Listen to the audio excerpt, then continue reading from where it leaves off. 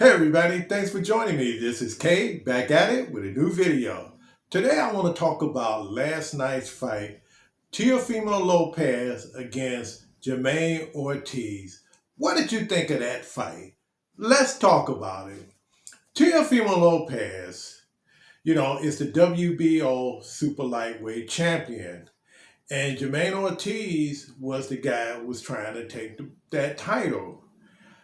What type of fight was that? Let's start with Jamaine Ortiz. Jamaine Ortiz is a boxer, opposed to a slugger. He's got great foot movement. He's got good combinations, but he just don't seem to have the power. Let's talk about Teofimo Lopez.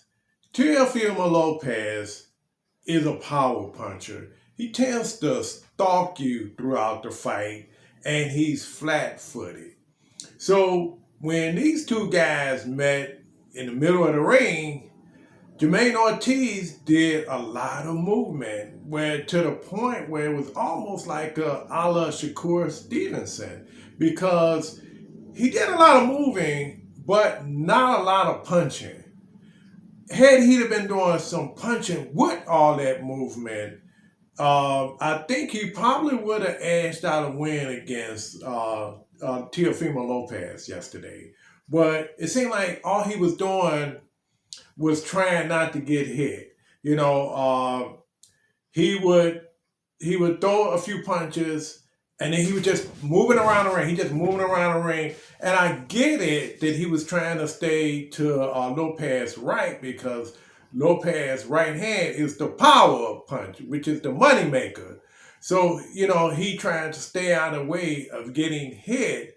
So it made for kind of like a boring fight, because all it looked like to me was Lopez was stalking him, following him around the ring.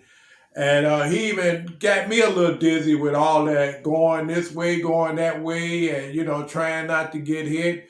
Don't get me wrong, Ortiz had some good moments, but he should have did more in there. Now, one of the judges ringside gave him the advantage in that fight.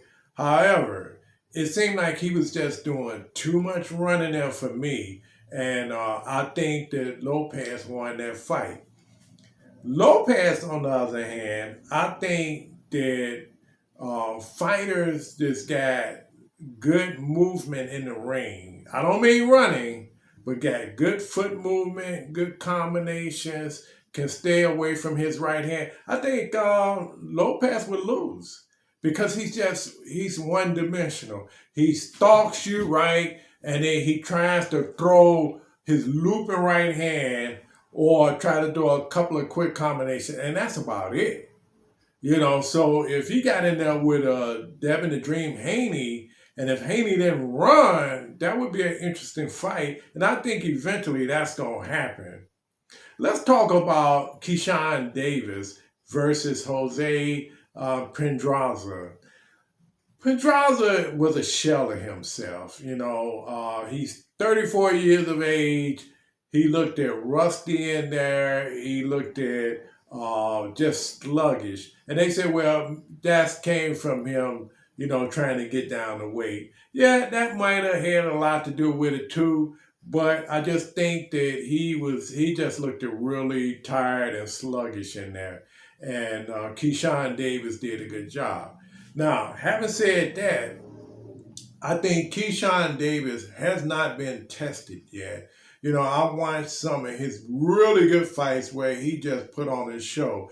But as Keyshawn move up in competition against quality fighters, it seemed like he's not as flashy. Yes, he has his moments when it comes down to what he can do in there. But what I'm saying is, as competition become greater for Keyshawn, I think that's where he's going to really be tested in there. And it's been showing, even with Pedroza, yeah, he did good, but, we talking about a 34-year-old guy that's pretty much washed up in the fight game.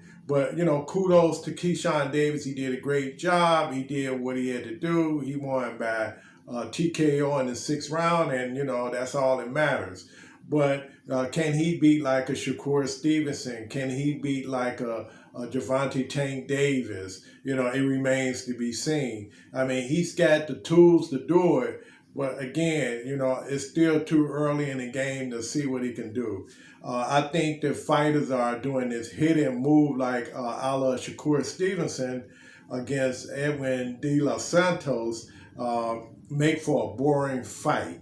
So I think these guys going to have to start sticking around and go toe-to-toe. And in Shakur Stevenson situation, Shakur, I believe, is afraid of getting hit and hurt. Because if you notice, he never really been hit. And you really don't know what that's like until you get hit. So it remains to be seen what Shakur Stevenson is going to do next. But he can't be doing all that running around the ring. He said he was hurt. Let's give him the benefit of the doubt on that, right?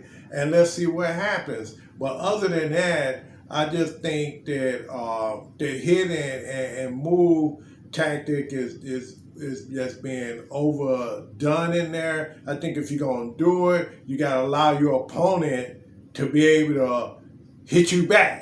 After all, it is a gladiator sport. So I think with this, I'm going to hit you and then I'm going to run. No, that makes for a boring fight. Let me know what you think about this. This is Kay, back at it with a new video. Press like if you like my video, and don't forget to subscribe.